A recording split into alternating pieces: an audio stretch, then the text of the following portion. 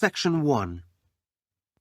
You will hear a number of different recordings and you will have to answer questions on what you hear. There will be time for you to read the instructions and questions, and you will have a chance to check your work. All the recordings will be played once only. The test is in 4 sections. At the end of the test, you will be given 10 minutes to transfer your answers to an answer sheet. Now turn to Section 1.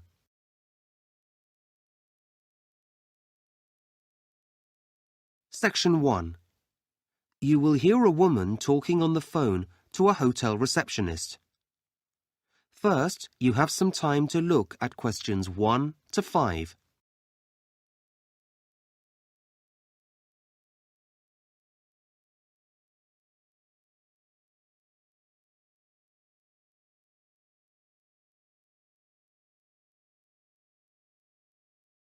You will see that there is an example that has been done for you. On this occasion only, the conversation relating to this will be played first.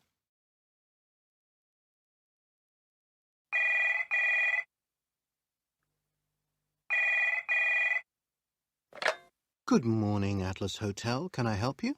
Oh, yes. A friend has told me about your hotel, and I'd like to book some rooms, please. Okay, when would you like to stay here? Well, we've booked flights on the 23rd of August. Okay, I'll just find that date. The arrival date is the 23rd of August, so 23rd August has been written in the space. Now we shall begin. You should answer the questions as you listen, because you will not hear the recording a second time. Listen carefully and answer questions 1 to 5.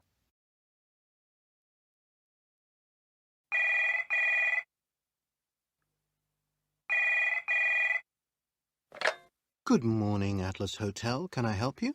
Oh, yes. A friend has told me about your hotel, and I'd like to book some rooms, please. Okay, when would you like to stay here? Well, we've booked flights on the 23rd of August. Okay, I'll just find that date. That seems to be fine. We have a few rooms available then. Oh, that's good. I was a bit worried. We've left things rather late. Well, you're lucky. We had 2 cancellations last week. Oh, Now, how long do you want to stay for? well, last year we only stayed a week, and it wasn't long enough. So this time we thought 2 weeks, if it's possible. That looks fine. Yes, you do need plenty of time here to really relax. It'll be getting towards the end of the tourist season as well, so it won't be quite so hot then. Oh, good. We've got 2 children, and I was wondering if you have any rooms that are next to each other. Let's see. I'm afraid that isn't possible, but we do have what we call a family room, which is a lot bigger than a double room and can take 2 adults and 2 children. Oh, that sounds perfect. Okay, I'll book you in for that. So, can I have your name and address, please? Yes, it's Mr. and Mrs. Shriver. Can you spell that for me? Yes, it's Shriver.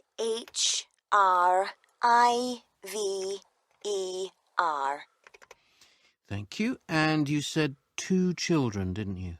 Yes, they're 2 boys of 10 and 12. Fine. And can I have your home address? Yes, we live at flat 29, Tower Heights. Okay. Is that England?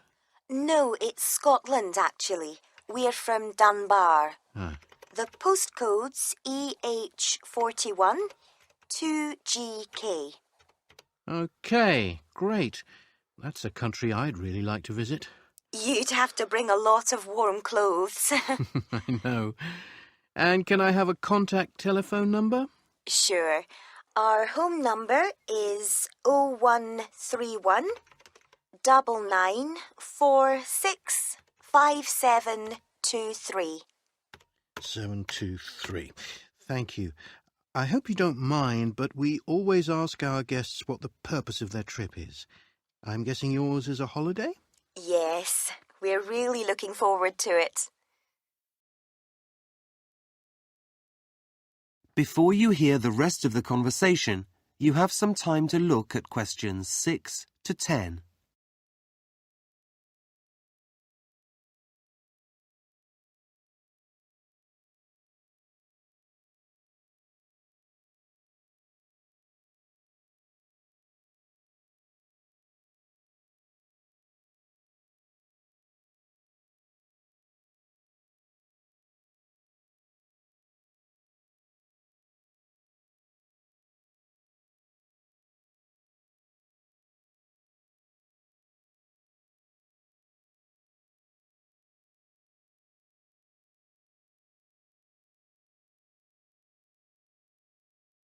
Now listen and answer questions 6 to 10.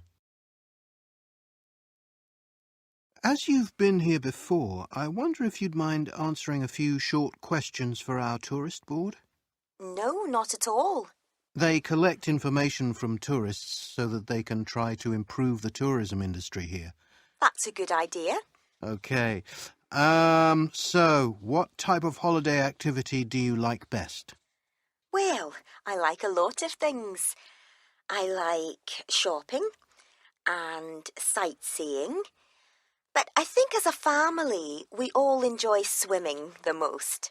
Okay, and do you go to the beaches to do that?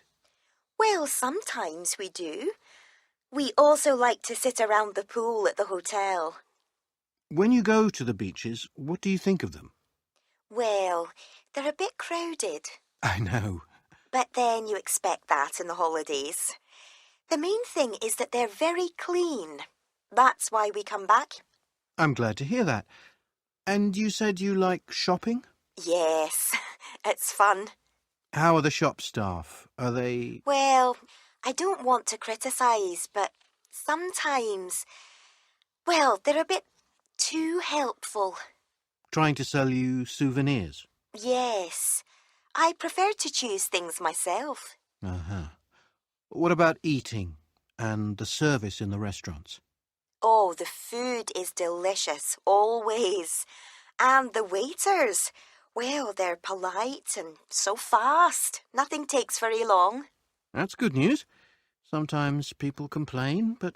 Well, I haven't been to every restaurant. There are rude waiters everywhere, I suppose. Well, we like to avoid it if we can. Do you have suggestions for things which might improve your holiday experience here? Not really. Let me think. Oh, yes. I did notice the last time I was there that there are local buses, but you don't seem to have any bikes. No, we don't. Most people have cars. It's just nice to hire one and get some exercise. Go at a slower pace so that you can really see the landscape.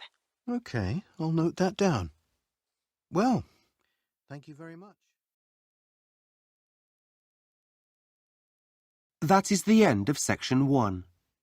You now have half a minute to check your answers.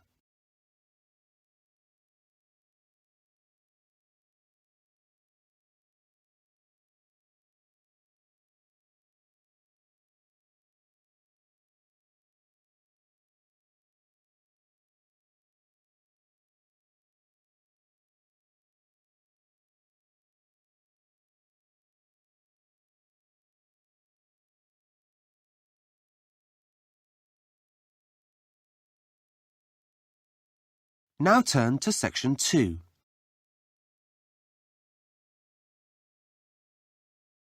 Section 2. You will hear someone talking about a wildlife park. Before you listen, you have some time to look at questions 11 to 15.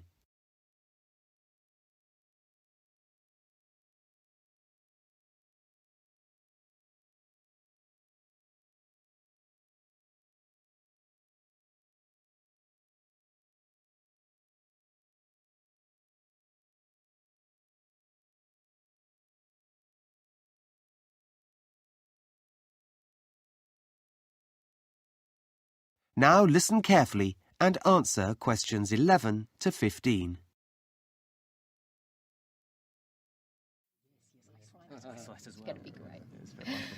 Good morning, everyone. I'm a keeper here at Arana Wildlife Park, and that means that my job is to look after some of the animals that we have here. First, let me tell you a bit about us. The word Arana means welcome in the local Maori language, and we are very pleased to see you all here. As you probably know, we're run by a charity and we specialise in endangered species of animals, birds and reptiles. The park grounds cover 80 hectares of land and we have 400 animals altogether from 70 different species. So that you can see the animals in their natural environment, we've built streams and banks to separate you from the animals and make sure your trip around the park is safe. Our animals come mainly from here, New Zealand, and from Australia, Africa and South America. There are a lot of animals to see and quite a number of things you can do here, so let me tell you about a few of the exciting encounters before you decide where to go. One of our most popular animals is a type of giraffe called a Rothschild. It's easy to spot. It has 3 horns rather than the usual 2. Giraffes are amazing animals close up, and you have an opportunity to hand feed them here at the park at 12 noon or 3 in the afternoon. This is one of the most popular activities and will be one that you'll never forget. In fact, we believe hands-on education is very important, so you can touch or pat a variety of friendly animals, such as cows and goats, at the farmyard. This experience goes on all day and is designed to help children take an interest in animals and their environment. I can assure you it's not at all dangerous. Another exciting activity for visitors is watching some of our big cats reach speeds of up to 70 kilometres per hour during their exercise run. The cheetah is the fastest land mammal, and this event takes place at 3:40 every day. You can watch them go down their paddock in under 30 seconds.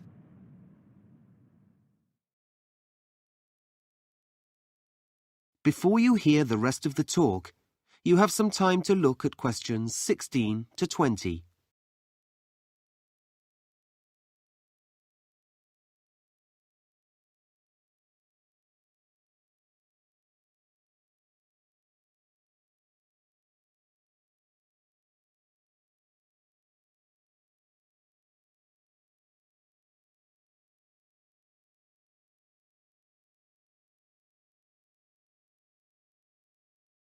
Now listen and answer questions 16 to 20.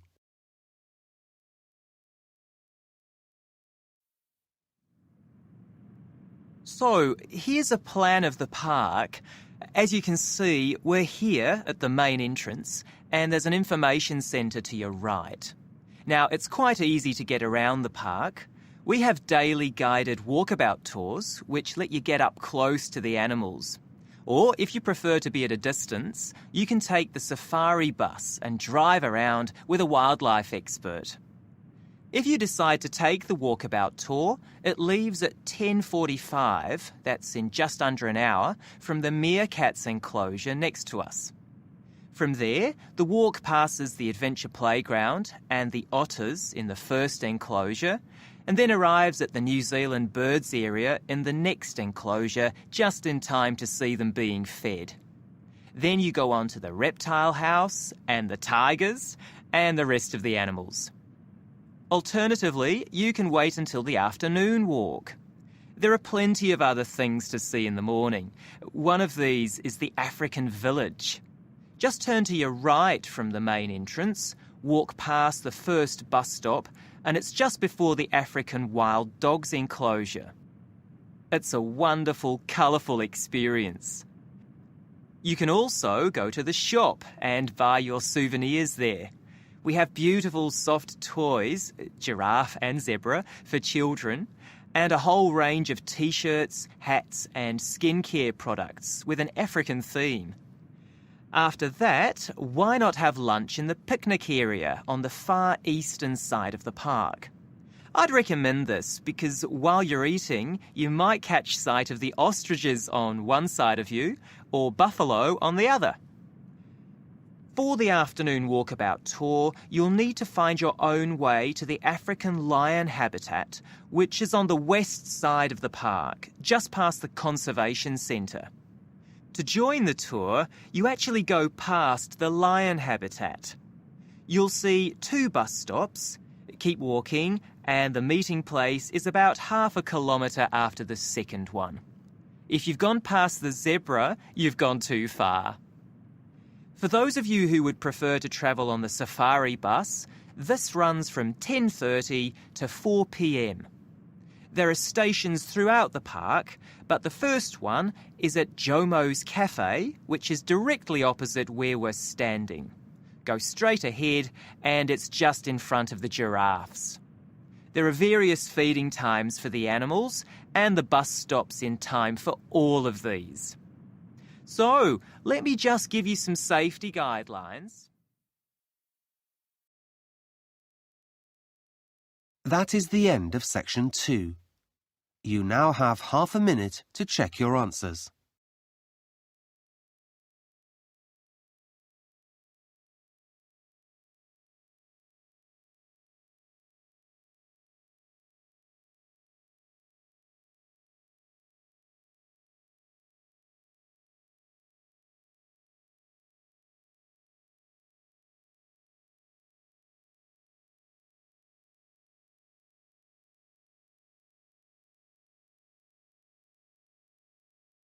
Now turn to section 3.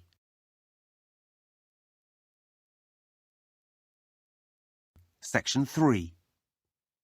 You will hear 2 students giving the results of a survey they conducted. First, you have some time to look at questions 21 to 25.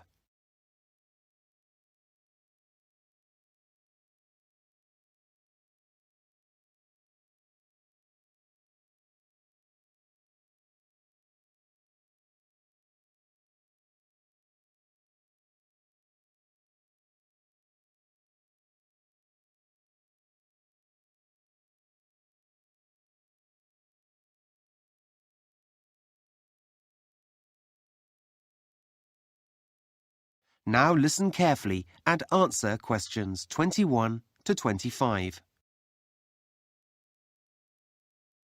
Right, now it's time for Sylvie and Daniel to give us the results of their survey into the study skills course that some of you did last term. Thanks, Mr. Driver. Shall I start, Daniel? Sure, go ahead. Okay. Well, as you know, some students in our year did the study skills course run by the English department last term. It was interesting because it was completely voluntary. It wasn't a compulsory component of the exam course or anything that we need in that way. But Mr. Driver thought it would be a good idea, that it would help with our other work. Yeah. So after the course finished, Daniel and I decided to review it, ask students what they thought about it, as part of our education assignment. Yeah. So this is how we did it, our study method. At first, we thought about interviewing students face-to-face, but we have so much other work, and we knew it'd be quicker to use email and just send out a questionnaire. Though we also had to write that. Yes, and this method does rely on students filling it in and sending it back, but the response rate was pretty good. Yeah, 70%, I think. Okay, so first of all, 33 students signed up for the course. And we did 12 sessions over the term, and they took place every Monday morning. A good start to the week, I thought. Yeah, and the rest of the week we could put things into practice. So, what did we expect? For me, I expected it to be useful for all my subjects. Things like philosophy. Yeah, that's what Mr. Driver had said. And I was right. I feel more able to deal with difficult texts now. You know, like the ones we have in economics. You feel you can do it, Yeah, I think other people found that it actually made them want to read more frequently and read books outside the course list. If you've got time. As for our teacher on the course, Jenny, everyone felt she was really good. We learned a lot from her. Not because she set a lot of homework or anything like that. The thing people said was that she gave us fascinating articles and ideas to work with, some of them. Well, we were quite happy to carry on looking at them at home. Yeah, that's so important. It's really easy to get bored in class, but that didn't happen. Before you hear the rest of the conversation, you have some time to look at questions 26 to 30.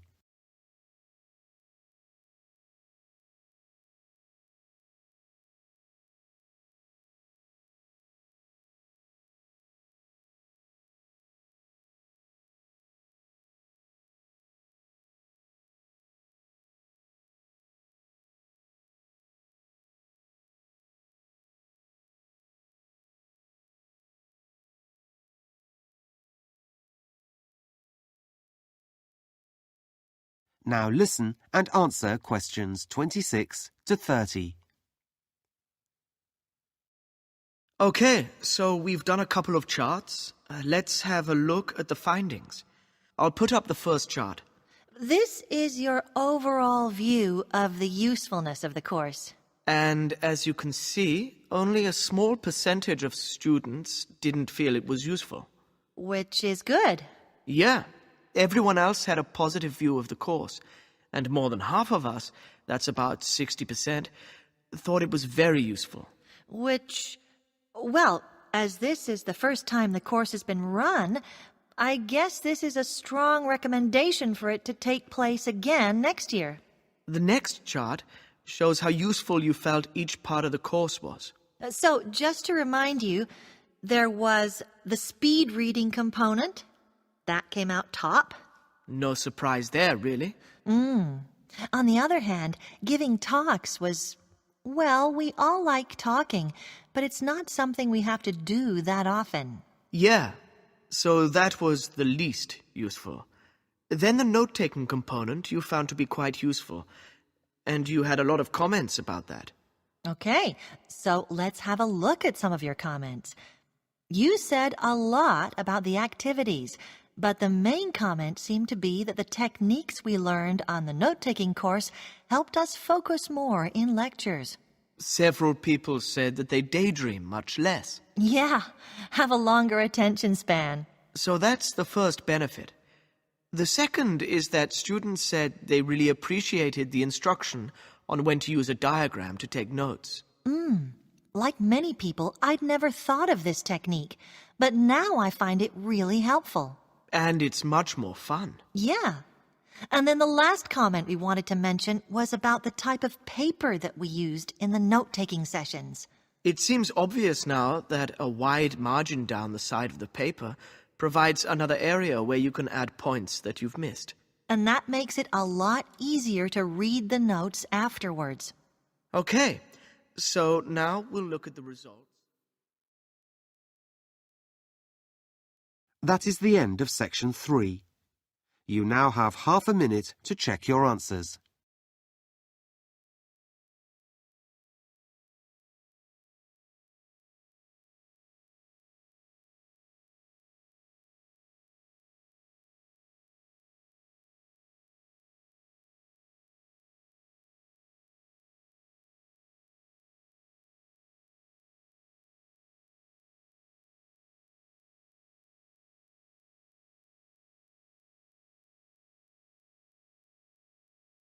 Now turn to section 4.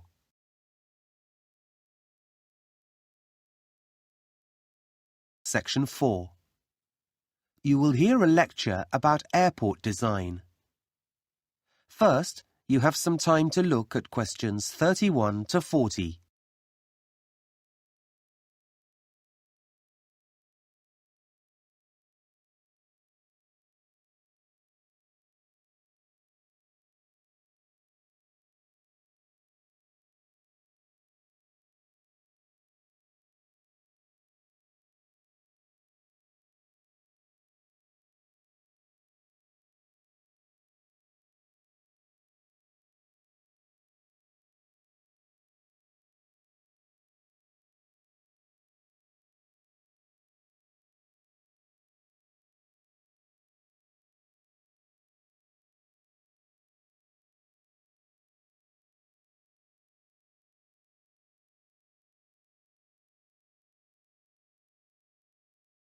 Now listen carefully and answer questions 31 to 40.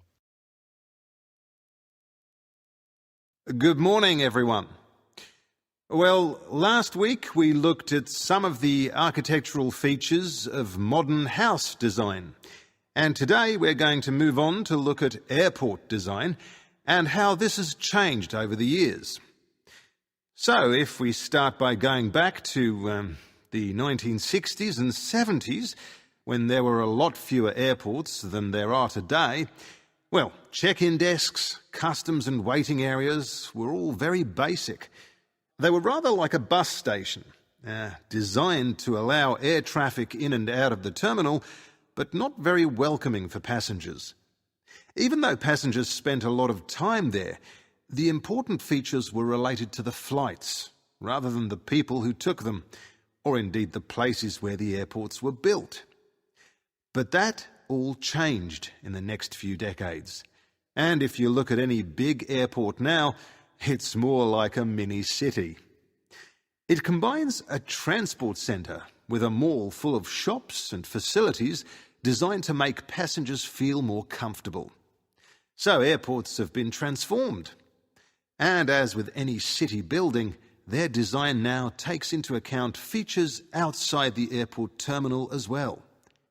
So why did this change happen? Well, there are two main reasons. The first was the huge increase in passenger numbers, in the number of people travelling by plane. And this was a direct result of mass tourism, with things like cheap holiday packages and low-cost airlines, with the construction of high-rise hotels and hotel complexes. And then people started travelling more regularly from one country to another for things like meetings, and so the growth in international business also pushed numbers up.